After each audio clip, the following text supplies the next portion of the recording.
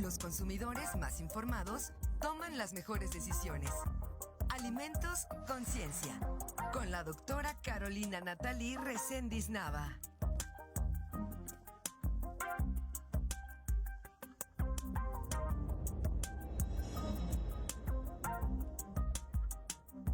Gracias por continuar con nosotros. Le damos la bienvenida con mucho gusto a nuestra colaboradora de todos los jueves en esta sección favorita de muchas de ustedes, esta sección que lleva por nombre Alimentos Conciencia. Antes de entrar, pues saludar con mucho gusto por parte de mi compañero Manuel Rivera y pues yo, Alma Melgarejo, a la doctora Caro Reséndiz. Muy buenas noches, doctora. Hola, ¿qué tal? Buenas noches a ambos. Buenas noches al auditorio que nos acompaña a través de los distintos medios. Les envío un afectuoso saludo y un abrazo a la distancia. Hoy me gustaría tocar un tema que es por demás preocupante y que ya habíamos abordado en alguna ocasión desde otra perspectiva, y es el tema de la crisis hídrica. De hecho, aquí en este espacio en presencia universitaria se ha abordado este tema de la situación de la escasez del agua desde diversos puntos de vista, ¿no? Han habido expertos en el área económica, en el área legal, en el área ecológica, ambiental, social. Y entonces, pues es una situación que ya nos alcanzó definitivamente. Entonces, yo creo que muchos de nosotros estamos de acuerdo en que ya no es algo lejano, es algo que ya tenemos presente, y me gustaría a través de esta colaboración pues hacer ahora la conciencia, la sensibilización en la población de que el agua pues también trastoca los temas de la producción de alimentos. Y me gustaría darles varios datos interesantes y pues realmente preocupantes, ¿no? El primero es que de acuerdo a la FAO, que es una organización gubernamental, perdón, es una organización internacional, aproximadamente el 70% del agua dulce, es decir, el 70% del agua que podemos utilizar para uso y consumo humano, se destina exclusivamente para la agricultura y para la industria de alimentos. Entonces, del total de agua que tenemos disponible en el mundo, el 70% se destina exclusivamente para la agricultura, es decir, la producción de alimentos directa o indirectamente. Ese es el primer dato crudo. El siguiente dato preocupante es que muchos de nosotros ya lo hemos visto en las noticias recientemente. Según la Conagua, aquí en nuestro país, hasta el 2023, aproximadamente el 60% de nuestro país, México, sufre algún grado de sequía. Entonces, esto es realmente preocupante. Más de la mitad del país ya tenemos algún grado de sequía. Entonces, este es el dato preocupante, el dato de aquí de México, ¿no? Y entonces aquí a nivel estatal, pues ya estamos muy de cerca con esta situación de la crisis hídrica, en tanto al nuevo proyecto de la presa del Batán y toda la controversia que ha habido alrededor de por qué el abandono del proyecto de la presa Simapán, etcétera, toda esta controversia y la crisis hídrica que estamos viviendo aquí en el estado de Querétaro. Además de que ya en las noticias, en redes, se ha visto esta situación de la escasez del agua en Ciudad de México, ¿no? Algo realmente preocupante, por lo cual ya ha habido marchas, manifestaciones, etcétera, etcétera. Entonces, hasta cierto punto, todos estos datos que les he dado obviamente van a trastocar el tema de la producción de alimentos. Va a haber una repercusión para la industria de alimentos por esta escasez de agua. Y entonces la pregunta que yo quisiera que la población pues se hiciera es qué medidas vamos a tomar al respecto, ¿no? Porque una cosa es estar en nuestros hogares, abrir la llave del agua o de la regadera y que no salga una gota de agua, y la otra situación es que el agua que se emplea para la producción de alimentos pues también va a estar limitada. ¿Cómo le vamos a hacer para producir nuestros alimentos aquí en México? Entonces, ahora, justamente que son estos tiempos electorales en donde los políticos o estos personajes están buscando nuestro voto, bueno, pues entonces habría que hacerles la pregunta, ¿qué consideraciones, cuáles son las propuestas que estos personajes, estos candidatos tienen con respecto a la regulación hídrica? ¿Cómo se va a regular el uso del agua?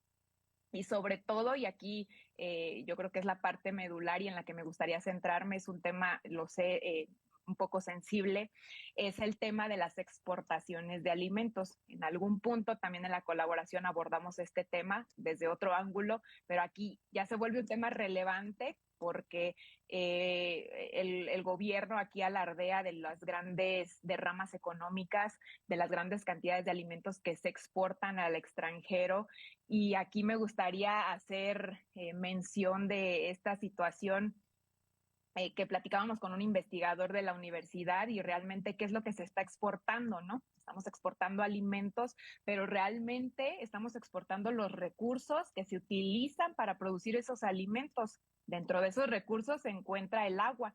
Entonces, sí, el gobierno hace alarde de estas exportaciones agroalimentarias y cómo han ido en aumento y la derrama económica que se genera, eso es un hecho, eso no lo estoy poniendo en duda. Aquí la situación importante es que datos del propio gobierno indican que dentro de esos productos está la cerveza. La cerveza es el producto agroalimentario con mayores exportaciones. Hasta el 2021 se estimó una exportación de cerca de 3.142 millones de litros de cerveza hacia otros países. En segundo lugar está el tequila.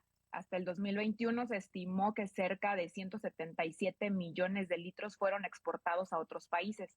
Entonces, estamos exportando estos alimentos, pero dentro de estos alimentos pues se encuentra todos los recursos que ya se utilizaron, recursos de nuestro país, dentro de los cuales se encuentra el agua, que ahorita pues tenemos un grave problema de escasez, ¿no? Entonces, después de estos dos productos se encuentran otros productos hortofrutícolas como los aguacates, los jitomates, el café e incluso la carne de ave, carne de puerco, que son exportadas a otras regiones del mundo.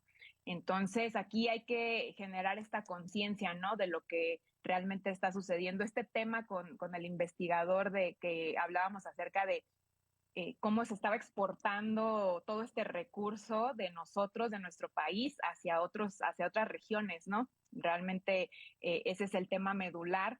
Y esa conversación la estábamos teniendo hace 5 años. Entonces ya es un tema que ya nos alcanzó, ya estamos viviendo la crisis hídrica. ¿Cómo la vamos a resolver? Yo no estoy diciendo que las exportaciones estén mal, o sea, es obvio que generan derrama económica importante, que generan empleo. Sin embargo, aquí la pregunta sería, ¿qué es lo que van a hacer nuestros políticos, los legisladores? ¿Tienen personas encargadas expertas en el área de la regulación de la utilización del agua para estas exportaciones? ¿Qué beneficios son los que nos están dejando estas empresas, estas industrias que exportan nuestros alimentos, nuestros recursos, nuestra agua a otros países? ¿Qué beneficios, qué ventajas, qué situaciones benéficas están dejando en nuestro país como para exportar nuestros recursos, ¿no? Entonces, aquí pues la problemática está. Ahí lo dejo a la conciencia de nuestra comunidad, de nuestra población.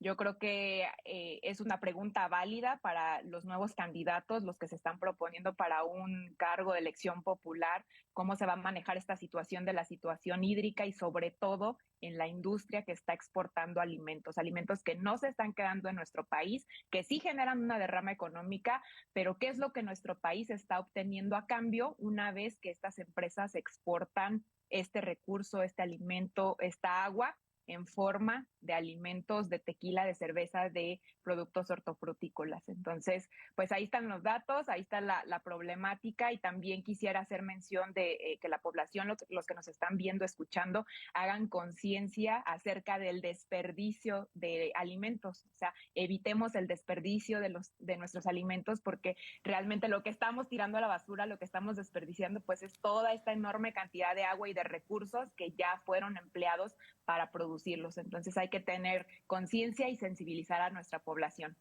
Nada más para ir cerrando, también preguntarte, nada más en algo ámbito rápido, desde el Congreso local se busca un sistema de recaptación de agua pluvial en este sentido y que bueno, supuestamente se busca que se quede para este año y antes de que inicie la contienda electoral, donde pues nos va a estar distrayendo, ¿no? ¿Cómo verías tú este proyecto que se implemente en el estado de Querétaro? Yo creo que todas las tecnologías que nos permitan hacer un modelo más sustentable en el uso del agua, tanto la captación como la utilización del agua, es bien recibido, ¿no? Y yo creo que aquí estas personas deberían de acercarse con los expertos. En la universidad hay un tema de economía circular. De hecho, nuestra exrectora comentó algo al respecto en su colaboración del martes, me parece.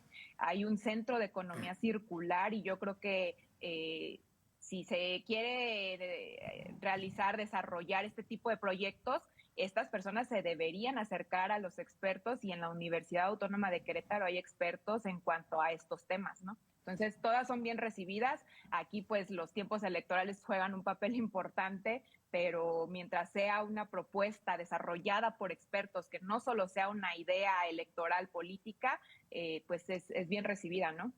Pues bueno, pues agradecerte por esta sección que nos tienes cada semana y pues bueno, estaremos con más información la próxima sobre otros temas relacionados, ¿no? Muy bien, muchas gracias. Un abrazo. Saludos a todos. Hasta la próxima.